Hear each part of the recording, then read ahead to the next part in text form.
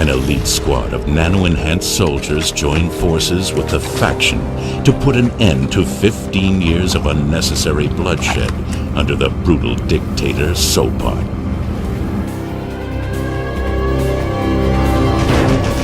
Red Faction 2.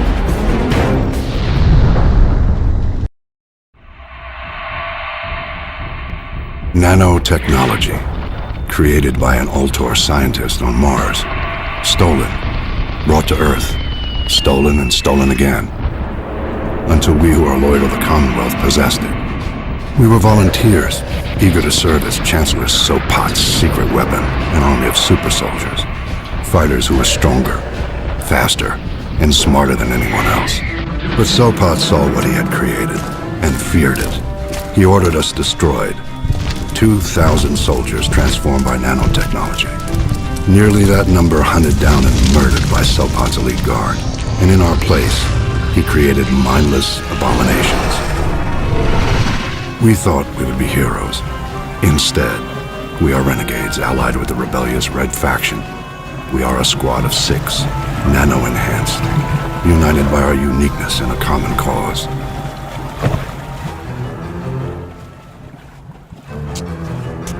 Shrike, vehicles, a madman with a taste for speed. Quill, sharpshooter, a killer without a conscience. Tangier, covert reconnaissance, secretive and deadly. Repta, heavy weapons, the ultimate destructive force. I am Molav, the squad leader. And he is Alias. Demolitions. For the honor of the Commonwealth, tonight Sopot dies.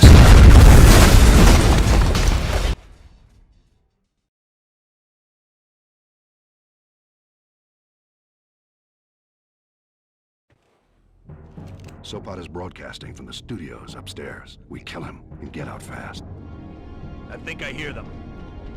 Yes, sir. We've got him tracked. You! Inside! Come out with your hands up! Looks like we're expected. Hello there, this is SteelSnake72 and welcome to my Red Faction 2 on PS4 medium difficulty playthrough. As we start the second level with all guns blazing and completing a bonus objective, because why wait for a door to open when you can just blow a hole through the wall? As I say, this is Red Faction 2 and this is level 2 and this is a much longer level than the first one, so we'll be able to talk a lot more in this one with the task of, I think this is actually, if I just check, yeah, 24 minutes this video, so it's quite a long one. Hopefully you feel alright sticking around for the full lot, because yeah, we got a lot to talk about as we begin by blowing stuff up. And I mean, I guess we can start on a tangent. I mean, this is at a time when destructibility in games is a lot more of a thing, because Red Faction 1 and 2, they feature this thing called the Geo mod, which is all about blowing holes in walls. You don't see it so much in this game, which is a bit of a shame, as I activate my night vision.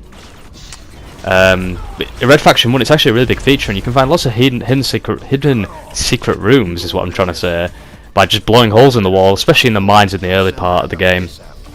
It doesn't feature as much in this one, and we kind of went away from that, because these days destructibility is just not what it used to be, and it's a bit of a shame. But I mean, Battlefield's made it a big thing, but in recent games it's become virtually non-existent. Battlefield 1 was a significant improvement in that area, but Battlefield 3 and 4 was so poor, and we're a mile away from what we had in Bad Company 2, which was just phenomenal destruction. As I mean, this game we go around with a grenade launcher, and I just love this gun. This is like one of the most iconic guns from my childhood in games. So just, you know, this and an MP40, which would mow down Nazis, and this just blowing chunks out of people.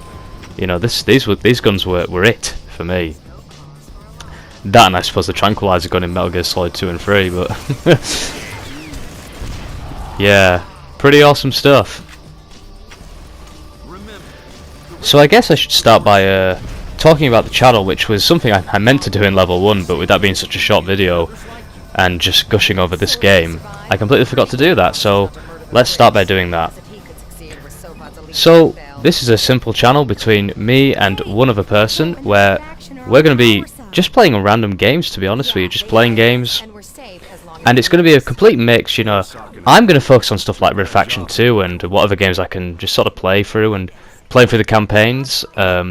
Sometimes on hardest difficulties. I mean, we're going to be talking like anything really, anything that I really want to put on the channel. I will just record it and put it on. And whereas the other person involved in this channel is going to be looking at the certainly the more modern releases. Is someone who will admit doesn't play as many varied games as me, and if you're a big fan of Call of Duty, then you're going to be getting that all the time, because he's very excited for Call of Duty World War II, so you can guarantee that will be on the channel almost instantly. Me, not so much. I'm going to be focusing on obscure games like Red Faction 2 for the most part, and I suppose these aren't obscure games, but Evil Within 2 and Wolfenstein 2, you know, not the most popular ones out there, but that's what I like to focus on, because those are the games that I love. And but so if you want a mix, you've got it at this place, honestly, because there'll be plenty of Call of Duty World War II up there, and I'm sure that Warrior X will be playing through the campaign on Call of Duty World War II, so you will still get that. And whenever I finally pick up Call of Duty World War II, because I'm not as much into my Call of Duty as much, but I tend to pick them up when you get them at a much cheaper price.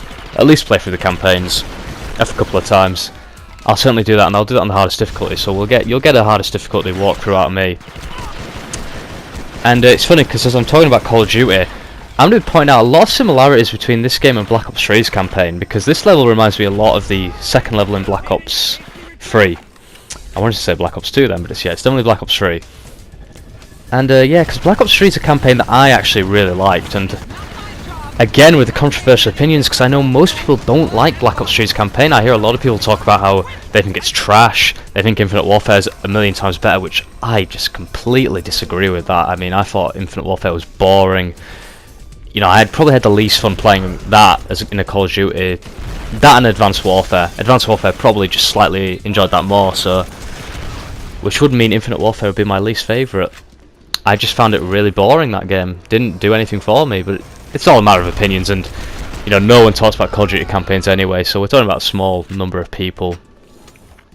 So who knows how World War II's campaign will go. Hopefully it'll be better than Infinite Warfare's. I'm sure it will. I mean, it has to be, but yeah, Black Ops 3's campaign has a lot of similarities to this, particularly this level and the second level in that game, because this is a level where you're meeting the team and meeting a squad, and you know, plot twist from a game from 2002, your squad's going to betray you halfway through, similar to Black Ops 3, and you're going to be hunting them down in boss battles, which, yeah, that was weird, wasn't it? Black Ops 3 had boss battles. I mean, none of them were any good, but, well, they were okay, I suppose. And the boss battles in this aren't much to write home about. They're sort of just shoot your boss with the best weapon you've got until all the health goes.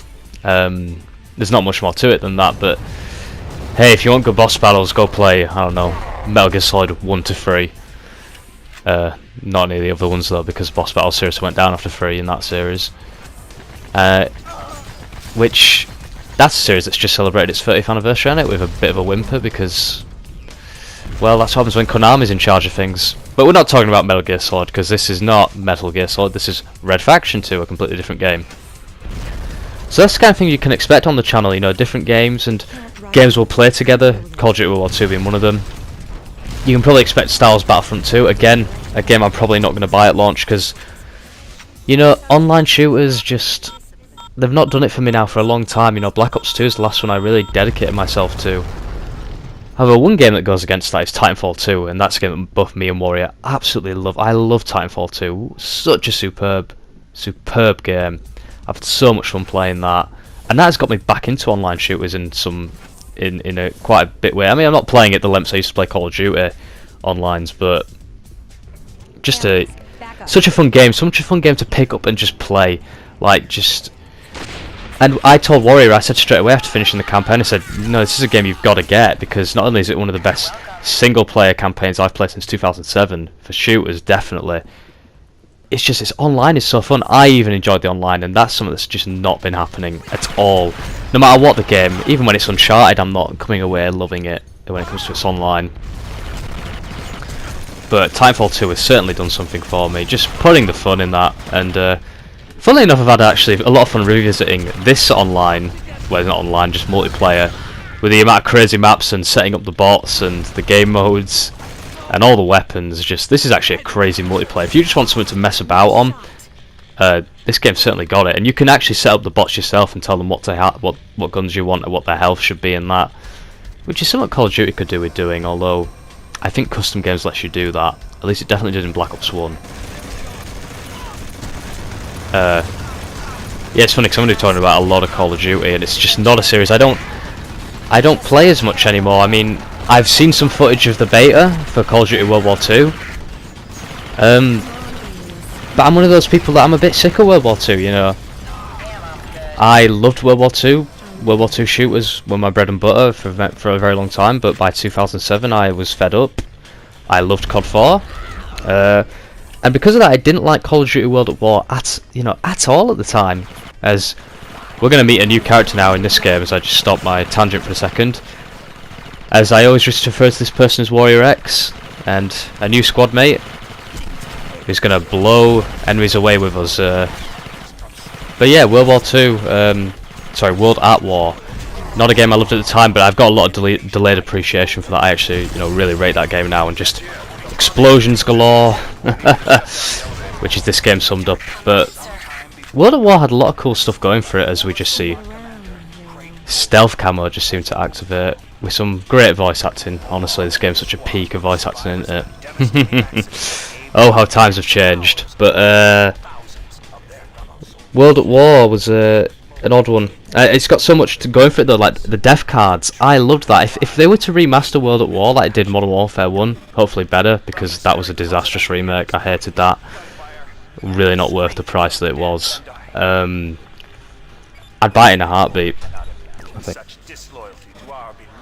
But in terms of what you'll get on the channel when it comes to the latest Call of Duty World War 2, I've spoken with Warrior, and his main plan will be, for multiplayer, will be to do basically a Road to, I think they used to call these like Road to Commander series, where you'd go from first rank to max rank, and just like, each match, maybe just highlights of each match, and just the journey, what weapons were used and whatnot.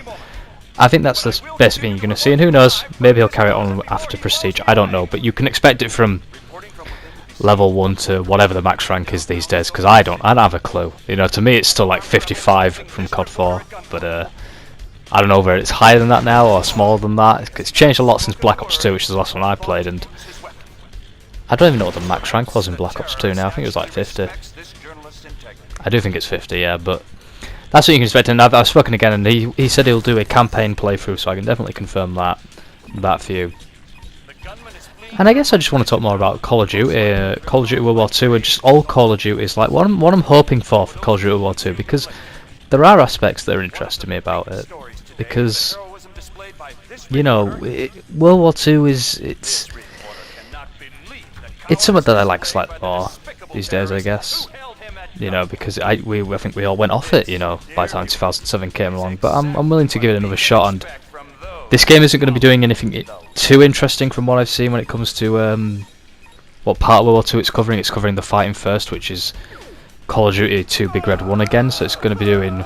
Sorry, put a satchel. I love doing that. When you do that to an enemy, it's so funny to watch them just run around like that. But getting back on point, yeah, they're going to be doing the Fighting First, which is when you so I think you'll be starting on D-Day or something, and you'll be going all the way until you beat the Germans in Berlin. I would imagine. Or I'm not actually. I don't know too much about the Fighting First, in all honesty. But I was just doing some reading. It said that it's going to feature some side stuff about a French resistance woman, which could be interesting. I imagine that could probably serve as a prologue to the game, perhaps showing the invasion of France in 1940 and how it was taken over. Which I bet, I can guarantee, with being a woman, we're going to get all this. Oh, this game's a champion. It's putting minorities and women in charge, even though it's something that Medal of Honor Underground did back in 1999. But whatever, it doesn't matter, does it? I mean, I think it could be an interesting thing, because it's not something we've seen a lot. As Medal of Honor Underground was the only one I've ever seen something like that, and that was in 1999.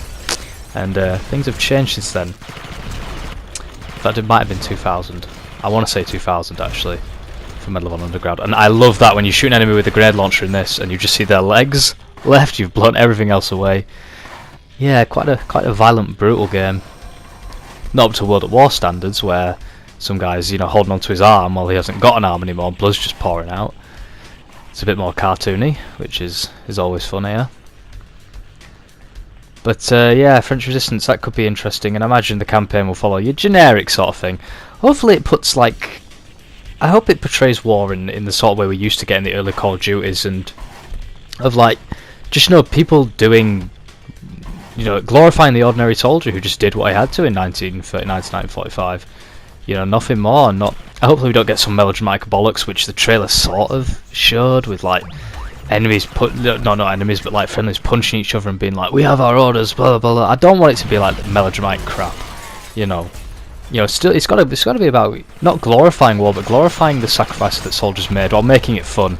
Basically, striking a good balance between the two, which is what they did so brilliantly back with like COD 1 and COD 2.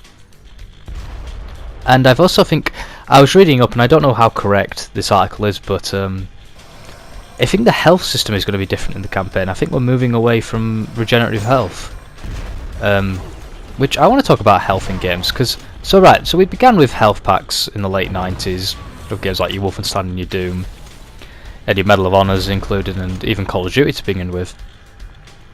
And then we made the change to regenerative health, which came from Halo, I believe, and then Call of Duty adopted it from COD 2 onwards. And that was cool, we liked that was new, but certainly nowadays we've grown serious, what would be the word, just like, we don't really care anymore for regenerative health. People are a bit sick of it. I think we're just sick of seeing it all the time, and we're just desperate for something new, because that was back in 2005, COD 2, changed that, and we're in 2017, and there's still no sign of anything new. But I think this could be changed with COD World War 2, because I don't think it's going to health packs either. I think it's going to go, as we see a new character, your generic Battlefield, pilot who can't fly. But anyone who plays Battlefield know what I mean. But we're going to a system of where you're always going to be working with squad mates, and you get them to heal you. Now I don't know how correct this is. This could be completely wrong, and it could just be regenerative health. I would not be surprised if what I've read is wrong. But if that's true, that's really interesting, because that's something new I've not really seen before. Not personally. Instead of finding health packs or just hiding behind a wall for 5 seconds, having to call for someone to come and basically heal me, that could make things really interesting, especially on a harder difficulty, where you're going to take a lot more damage and you're going to be using cover a lot more. Because health's is an odd one. I think we're trying desperately to find something new when it comes to games, and there's a lot of aspects of games that are like this, where we're desperately trying to find things new, and health's a definite one of those. Now this game uses something that's been used a lot now in modern games. We're having partially regenerative health with health packs, because if you look at the screen now, in the top left you'll have that red bar, which when I take a bullet will go down. After time, in this game a very long time, it's really annoying actually, it will regenerate fully. If it don't manage to regenerate at all and it goes to black, I will lose one of those like first aid like marks underneath it, and if I lose all three of them and my health bar, last one there, I die. Games have started using this, like Wolfenstein had the partially regenerative health, because your health worked in 20, 40, 60, 80 and 100 to begin with anyway, and if you took damage from 100 to 81 it would generate back to 100. However, if you went to 80 or below, your health would only stop regenerating at 80. A really simple system, but it worked, it's functional, it's a cool one. But the problem with that is it's not new, is it? It's new, but it's just a combination of two old systems, and even then Wolfenstein wasn't the first to use it. It's not as new as we think it is. Like, Resistance used it, this game used it for goodness sake in 2002. And that's another similarity between this game and Resistance. The first level won't give you the regenerative health, but later levels will. Because if you remember Resistance Fall of Man, because of story, your health doesn't regenerate because you've not been infected with the Chimera virus, or whatever that story was. It's a long time since I played Resistance. And that is a trilogy. So I just lose a health. Thankfully pick it back up by just blowing some guy up and blowing me up with it. But I'd like a Resistance trilogy to be made on the PS4. I'd definitely buy that. But I know there's a big thing where people don't want any more remasters, we want new games, and I definitely support that, but I don't have a problem with remasters like some people do, because it's not like a film where they're remaking it with new people and it's terrible and boring. They're just remaking the old game but fixing the problems that come with it.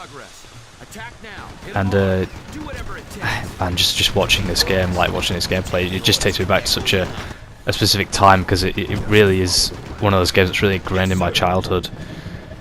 And we've all got those kind of games.